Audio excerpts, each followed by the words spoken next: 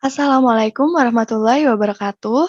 Perkenalkan, nama saya Alivia dan Afisena, NIM 190311100071 dari kelas Agroteknologi B.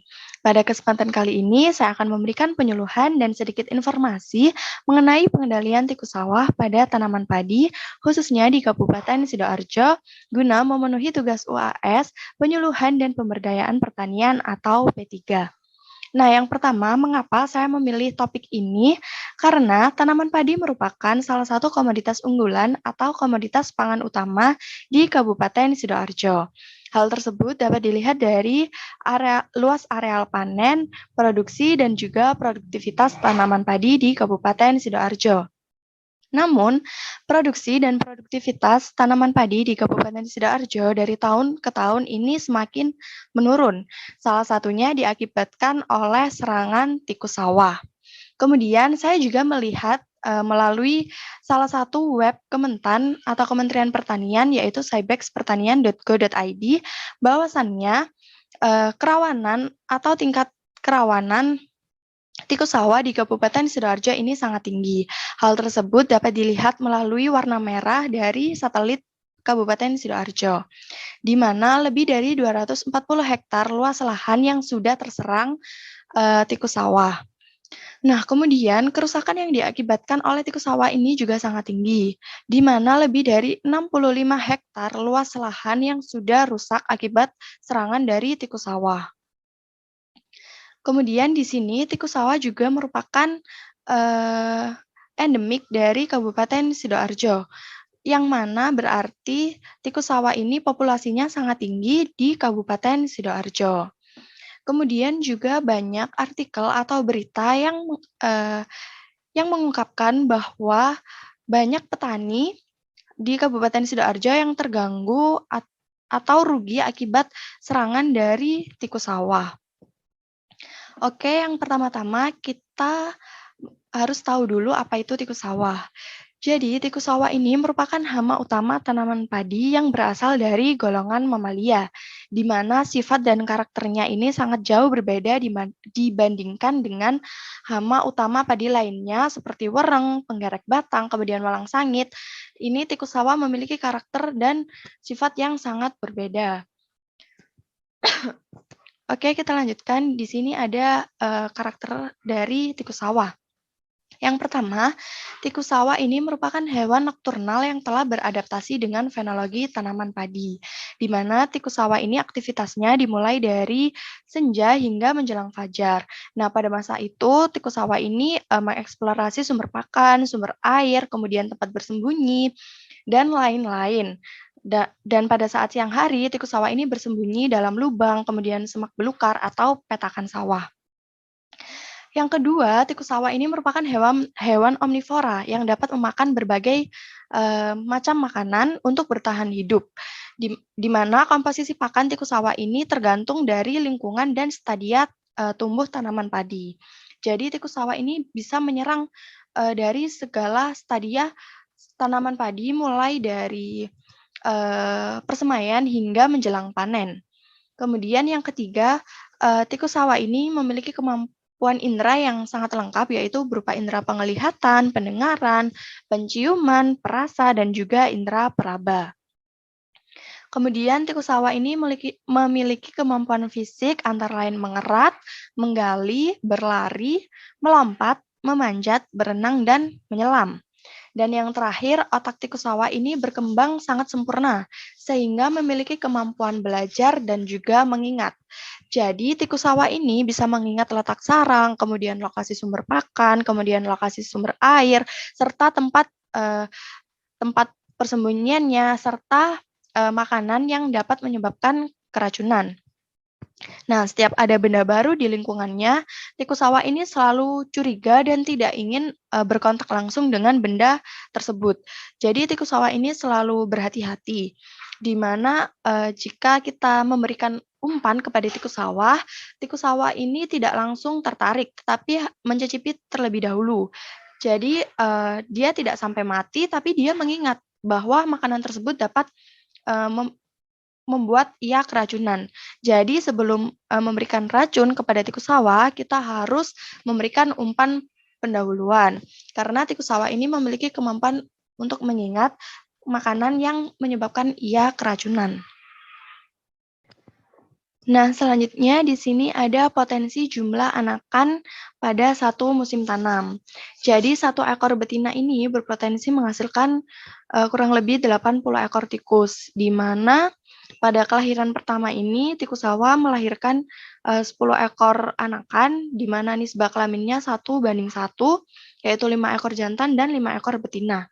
Nah, jika ada keterlambatan panen lebih dari 2 minggu, maka 5 ekor betina ini bisa melahirkan dan menghasilkan lebih dari kurang lebih 50 ekor anakan. Jadi jika ada keterlambatan panen lebih dari 2 minggu, maka 1 ekor betina ini bisa menghasilkan 80 ekor tikus pada satu musim tanam. Nah, oleh karena itu tikus sawah ini sangat berbahaya dan perlu dikendalikan. Karena yang pertama tadi tikus sawah merupakan hewan yang omnivora, bisa menyerang padi pada segala stadia pertumbuhan. Kemudian tikus sawah juga memiliki kemampuan belajar dan mengingat, serta tikus sawah ini mampu menghasilkan anakan yang sangat banyak pada waktu yang singkat. Oleh karena itu dibutuhkan sebuah pengendalian yang terpadu. Nah, untuk rekomendasi pengendalian tikus secara terpadu, yang pertama di sini ada tanam serempak. Jadi, tanam serempak ini dilakukan pada saat semai dan juga saat tanam. Kemudian sanitasi habitat dilakukan untuk membasmi sarang dari tikus, yaitu gulma biasanya, dilakukan pada saat semai dan difokuskan pada saat olah tanah, kemudian dilakukan lagi pada saat stadia bunting. Kemudian geropak massal yang biasa dilakukan beramai-ramai oleh petani maupun secara berkelompok dengan memburu sarang tikus dan membunuh tikus secara langsung, itu dilakukan pada saat bera dan semai, kemudian difokuskan pada saat olah tanah. Selanjutnya fumigasi ini dilakukan dengan alat pengempos tikus. Nah, ini dilakukan dengan cara mengempos tikus dengan asap pada sarangnya, kemudian sarangnya tersebut ditutup dengan lumpur untuk memastikan bahwa tikus tersebut telah mati dan sarang tidak digunakan lagi sebagai sarang tikus selanjutnya. Kemudian ini difokuskan pada saat stadia bunting dan juga stadia matang. Kemudian ada rodentisida, jadi rodentisida ini dapat membunuh tikus secara langsung dan hanya diperlukan saat populasi tinggi pada awal musim tanam, karena rodentisida ini dapat membahayakan lingkungan. Dan rodentisida ini dilakukan pada saat bera dan juga olah tanah. Selanjutnya saya fokus terhadap teknologi TBS dan juga LTBS.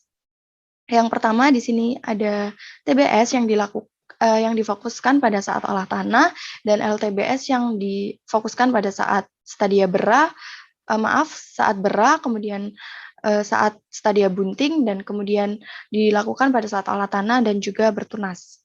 Yang pertama di sini ada trap barrier system atau TBS. Jadi trap barrier system ini merupakan teknik pengendalian tikus yang dapat menangkap banyak tikus sekaligus pada terus-menerus pada musim tanam awal hingga panen. Nah, TBS ini sangat dianjurkan pada daerah endemik tikus sawah. Jadi seperti yang sudah saya jelaskan tadi, bahwasannya Kabupaten Sidoarjo merupakan daerah endemik tikus sawah. Jadi penggunaan teknologi trap barrier system ini sangat cocok digunakan di Kabupaten Sidoarjo. Di mana TBS ini ada 3 jenis. Yang pertama ada TBS tanam awal, yang kedua ada TBS persemaian, dan yang ketiga ada TBS tanam akhir. Jadi untuk TBS tanam awal sendiri ini ditanam 3 minggu lebih awal dibandingkan tanaman sekelilingnya, di mana ada 3 komponen TBS tanam awal. Yang pertama ada tanaman perangkap yang digunakan untuk menarik kedatangan tikus, di mana petak tanaman ini minimal luasannya 25 meter kali 25 meter agar mampu berfungsi optimal untuk menarik kedatangan tikus. Di mana petak ini diletakkan 200 meter dari habitat dan lingkungan sekitar habitat dan lingkungan persembunyian tikus. Nah, kemudian yang kedua ada pagar plastik. Jadi pagar plastik ini bisa menggunakan plastik PE, kemudian bisa menggunakan terpal maupun mulsa. Jadi warnanya itu tidak berpengaruh, di mana tingginya itu 60 sampai 70 cm mengelilingi tanaman perangkap, dan ini berguna untuk mengarahkan tikus ke tanaman perangkap. Kemudian yang ketiga ada bubu perangkap, di mana bubu perangkap ini terbuat dari ram kawat yang berbentuk kotak dilengkapi dengan corong masuk dan pintu belakang untuk mengeluarkan tikus, di mana bubu perangkap ini difungsikan untuk menangkap tikus. Dan pemasangan bubu perangkap ini harus dipastikan menempel dengan pagar plastik, di mana di sini bubu perangkap itu dipasang setiap 20 meter antar bubu perangkap. Nah, ketiga komponen ini tidak dapat dipisahkan. Kemudian yang kedua ada TBS persemaian yang terdiri dari dua komponen, yaitu yang pertama pagar plastik keliling dan bubu perangkap. Jadi persemaian ini dapat dilakukan sebagai petak TBS dengan cara pemasangan pagar plastik keliling dan bubu perangkap. Nah, saat cabut bibit, bekas persemaian tersebut ditanami dengan padi yang berumur genjah. Jadi, padi tersebut bisa masuk fase generatif lebih dahulu. Nah, kombinasi tersebut dianggap efektif sama seperti TBS tanam awal. Kemudian di sini ada TBS tanam akhir yang komponennya itu sama dengan TBS tanam awal. Namun, tanaman perangkap dari TBS tanam akhir ini ditanam lebih lambat dibandingkan tanaman sekelilingnya. Jadi saat tanaman sekelilingnya sudah dipanen, TBS tanam akhir merupakan jadi sisa TBS tanam akhir, sehingga TBS tanam akhir ini diserang oleh tikus dari segala arah, sehingga TBS tanam akhir ini dapat mengurangi populasi tikus di pertanaman berikutnya. Kemudian di sini ada linear trap barrier system atau LTBS. Jadi LTBS ini berupa bentangan pagar setinggi 60 sampai 70 cm dengan panjang minimal 100 meter, di mana bubu perangkap pada LTBS ini dipasang setiap 20 meter berselang-seling agar mampu menangkap tikus dari berbagai arah serangan dan berbagai habitat dari tikus. Kemudian LTBS ini dirancang berdasarkan pergerakan harian dari tikus sawah yang pulang pergi dari habitat atau lokasi bersarangnya menuju lokasi tempat makannya. Kemudian pemasangan LTBS ini dipasang di antara habitat tikus dan sawah, seperti batas antara perkampungan dan sawah, kemudian batas tanggul irigasi dengan sawah, dan batas tanggul jalan dengan sawah. Nah, untuk LTBS dan TBS ini ada pemeliharaannya. Yang pertama harus diperiksa setiap pagi apakah ada tikus yang tertangkap. Nah, kemudian tikus yang tertangkap ini dibunuh dengan cara memasukkan bubu perangkap ke dalam air selama 10 menit atau direndam. Kemudian yang kedua, memeriksa pagar plastik, dan jika ada yang berlubang maka harus diperbaiki atau ditambal. Kemudian yang ketiga, harus memastikan bahwasannya parit ini selalu terisi air. Jadi tikus ini tidak bisa menerobos masuk ke tanaman perangkap. Kemudian yang keempat, harus membersihkan gulma di parit TBS agar gulma ini tidak digunakan tikus sebagai media untuk memanjat pagar plastik. Nah, kemudian terdapat keunggulan dari teknologi TBS dan LTBS. Jadi yang pertama, TBS dan LTBS ini efektif untuk menangkap tikus dalam jumlah besar dan terus-menerus pada daerah endemik seperti Kabupaten Sidoarjo. Kemudian yang kedua, hemat tenaga karena pemasangannya hanya cukup sekali pada sepanjang musim tanam. Yang ketiga, teknologinya itu sederhana dan sangat mudah dipahami dan diterapkan oleh petani, baik dari petani perkotaan maupun petani pedesaan.